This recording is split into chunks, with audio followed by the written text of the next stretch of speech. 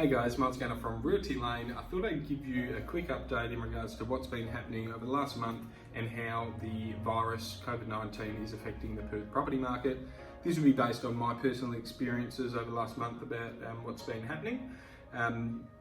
If you're looking to sell, or you've put it on hold, or you are selling right now, or even if you're looking to buy, you'll probably find it interesting.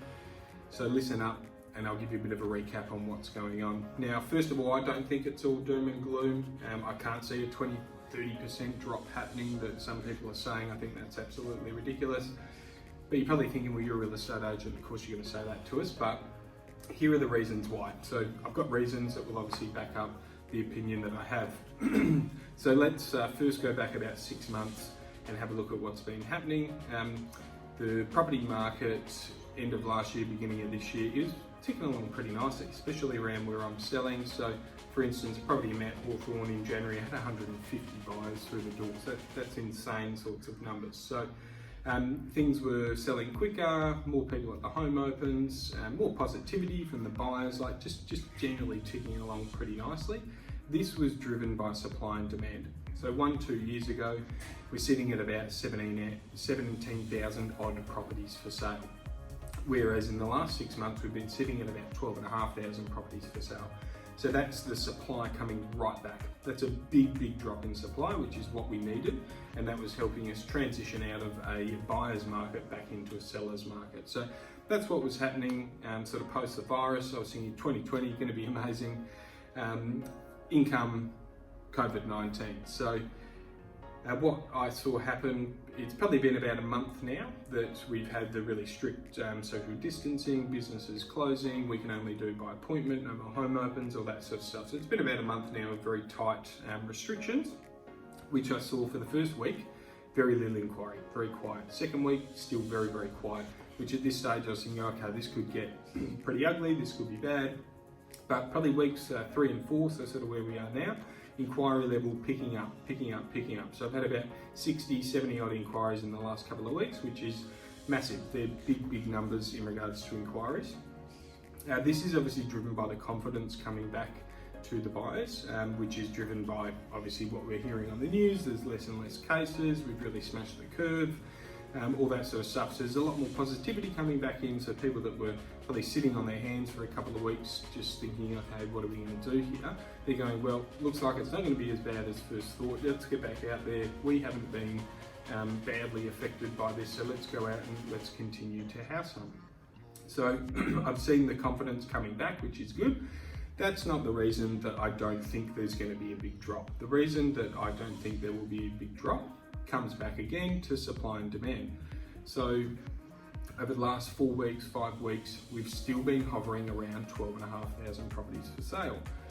If that number had have spiked up to 13, 14, 15, 16,000 properties for sale, right? So if we had a spiked up again to where we were a couple of years ago, then yeah, you're in trouble because buyer demand is obviously not going to be rising at the moment. So if the supply levels start rising, you're back into a buyer's market. That's where you're going to see some pain. But that actually hasn't happened. Buyer demand has stayed fairly consistent, dropped off a little bit because yes, some buyers aren't in the market anymore because they're uncertain with what's going on with their income and whatnot. But a lot of buyers still are in the market. So the supply levels have stayed consistent. They've actually dropped a tiny bit. So we've gone from about 12,500 to just over 12,000 as of reading the paper today. So that's why I don't see a massive drop happening in the market because stock levels are remaining consistent.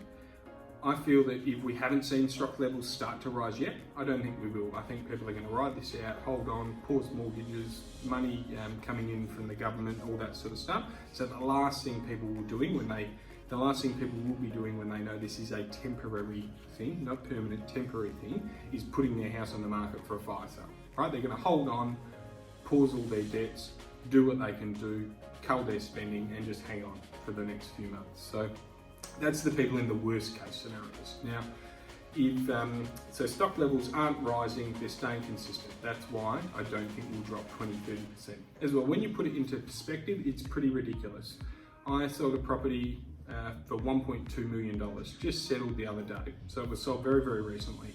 1.2 million. So if that dropped 20 to 30%, we're saying that if that went back on the market in 3, 4, 5, 6 months, it would only sell for 840 to 960. So from 1.2 to 840 to 960, like it doesn't make sense. That's it's just not going to happen. Like it couldn't happen. For 840 in the suburb Mount Hawthorn that we're talking about, you can hardly even get a renovator's delight. Like it just wouldn't happen. And then we're saying that the 840 properties, they'd be worth 600,000. You can't, and you never will again be able to buy in some of these suburbs for 600,000. Like it's just not not going to happen. So that's my opinion on why it's not going to happen. It's backed up by obviously things that are happening out there, facts and whatnot. You're always going to have the doomsayers that tell you that it's all going to be bad and whatnot. But from my personal experience, 24/7 in the property game over the last month, I don't think it's going to be as bad as first predicted. In the beginning, I was a little bit worried. Right now, I think it's going to be okay, and I'm already noticing a few more sellers calling up thinking about getting on the market, and a lot more buyers calling up wanting to buy. So, guys, if you do want to have a chat in regards to your particular property, every suburb is going to obviously be a little bit different with different demographics buying in and all that sort of stuff. But if you do want to have a chat, give me a call, reach out, more than happy to help. Cheers.